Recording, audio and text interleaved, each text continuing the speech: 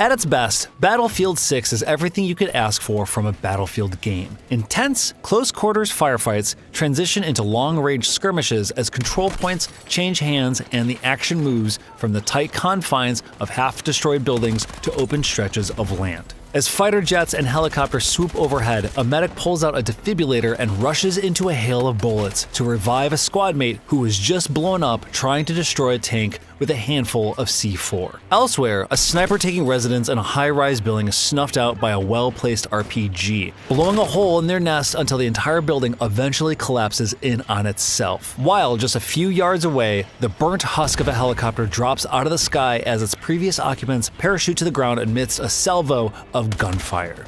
Battlefield 6 is a return to form for a multiplayer shooter that thrives on emergent chaos.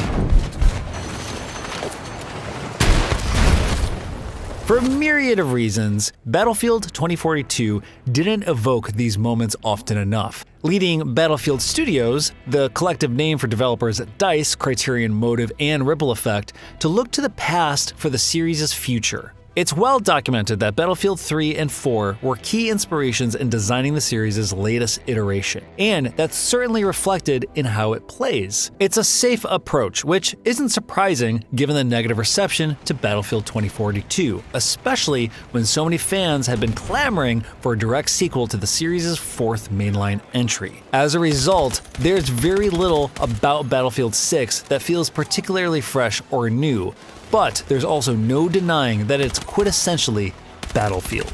There's still nothing else quite like it, so a return to form is more than enough to get pulses racing, even if it doesn't significantly push the series forward.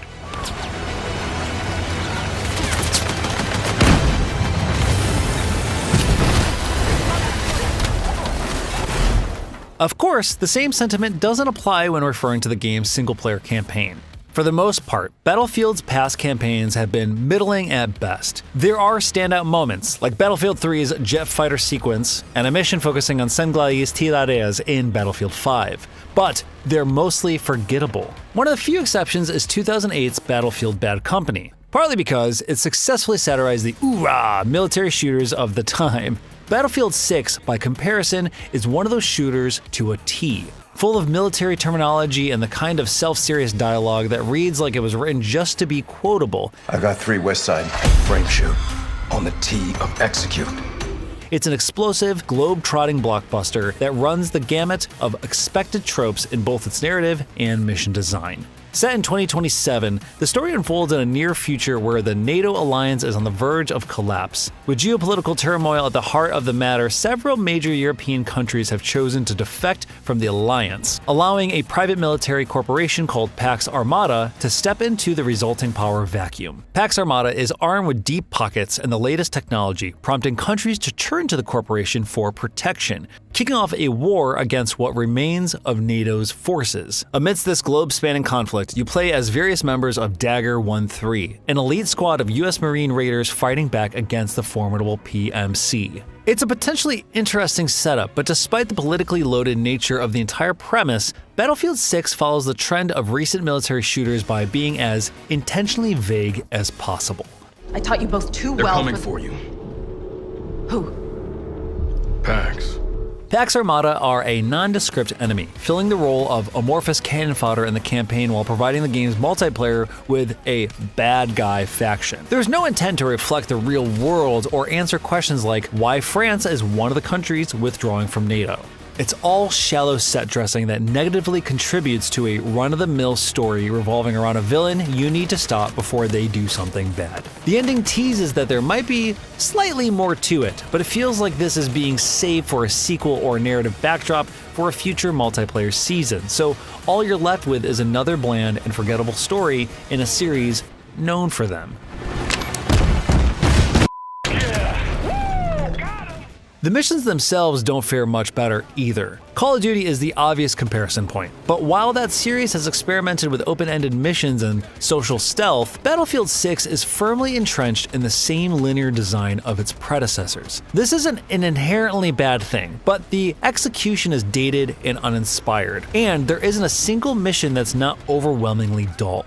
From a night vision-equipped stealth section that's the closest thing to being on rails without putting you on an actual track, to a standard snipe mission, obligatory tank section, and more than a few instances where you're firing from a turret. There's nothing here you haven't played before, and better in other shooters. Gunplay is solid, impactful, and satisfying, but the enemy AI either hunkers down behind cover or charges straight at you, so the moment-to-moment action lacks any sort of dynamism. Even the game's vaunted destruction is predominantly used to just eliminate snipers and enemy turrets. Gecko, use that RPG, take it out! Solid hit.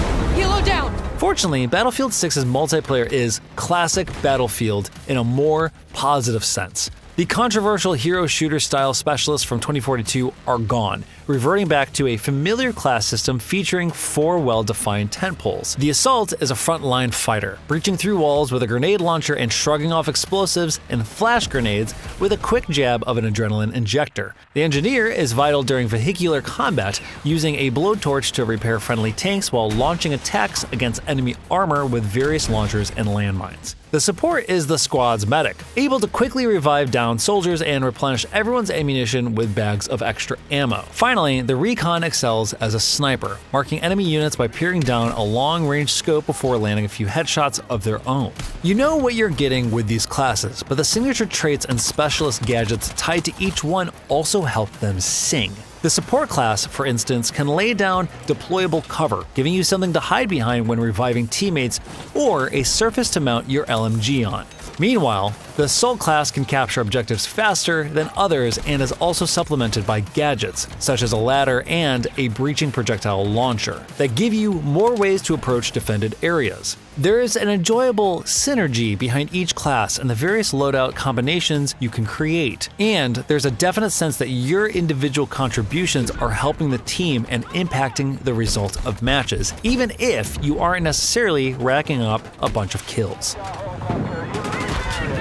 Each class also has a signature weapon type associated with it, providing you with various bonuses for, say, equipping a sniper rifle while playing as a recon. Whether it's reduced weapon sway or improved hip-fire accuracy, these buffs are palpable, incentivizing you to use certain weapon types when playing as particular classes. In a minor shakeup to the traditional class structure, however, any class can use any weapon, unless you're in a closed weapon playlist. This proves useful for completing challenges to rack up experience points from using different weapons, since you can change weapon types without having to switch to an entirely different class. But other than giving you more freedom, there aren't any other obvious benefits. I appreciate being able to use an assault rifle instead of an SMG when playing as an engineer, but having the ability to use any weapon with any class does somewhat dilute the class system. As a result, signature weapon types feel like a minor addition to an otherwise familiar package.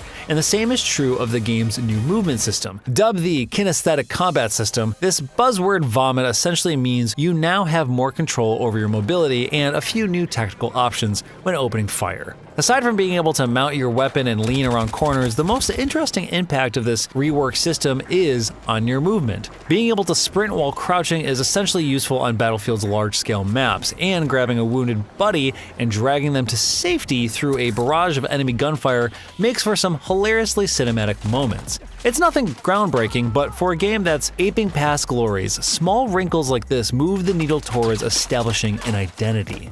In terms of game modes, Battlefield 6 features the usual suspects with classic, large-scale objective-based modes like Conquest, Breakthrough, and Rush. Escalation is the lone newcomer, functioning like an amalgamation of Conquest and Breakthrough, with two teams fighting over territory that gradually shrinks as objectives are captured and held.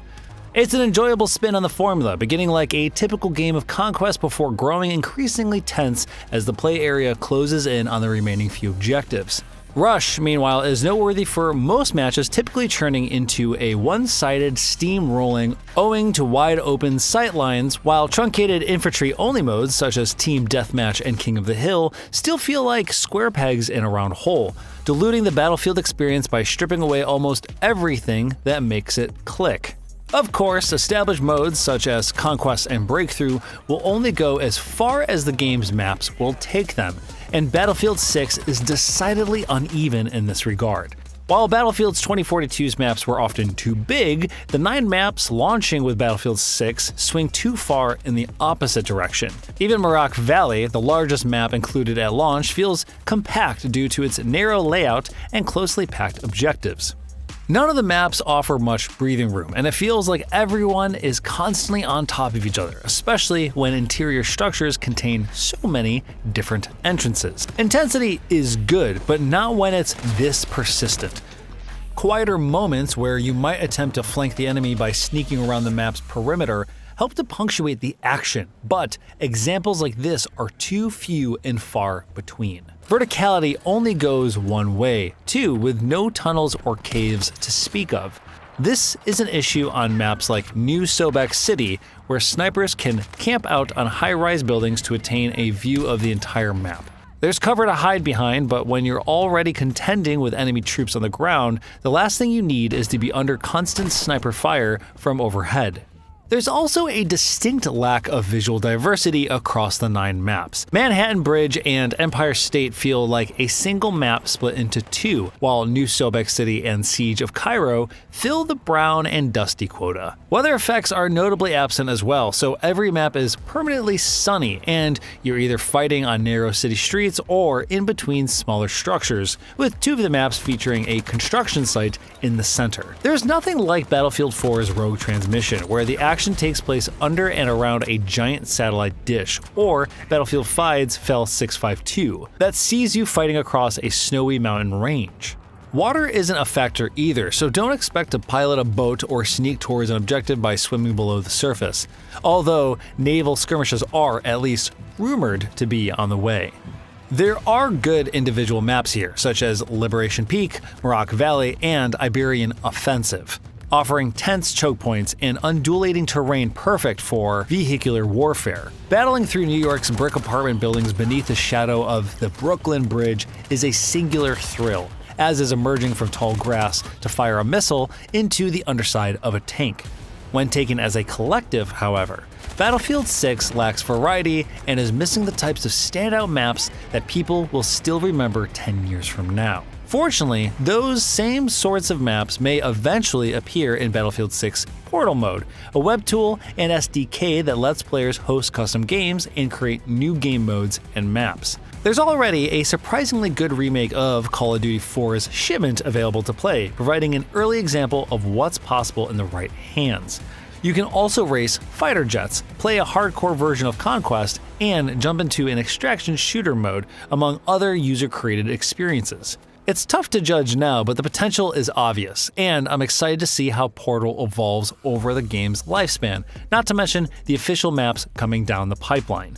Couple this with everything else, and Battlefield 6 is a return to form, even if it doesn't reach the same highs as the series at its peak. The campaign is as lackluster as expected, and the multiplayer maps are only ever decent at best, but there's still a chaotic and super satisfying shooter here that offers multiplayer thrills unlike any other. Even if you're not racking up kills by the dozens, you're still rewarded for contributing in other ways, and you're never too far away from being in the middle of a histrionic Battlefield moment.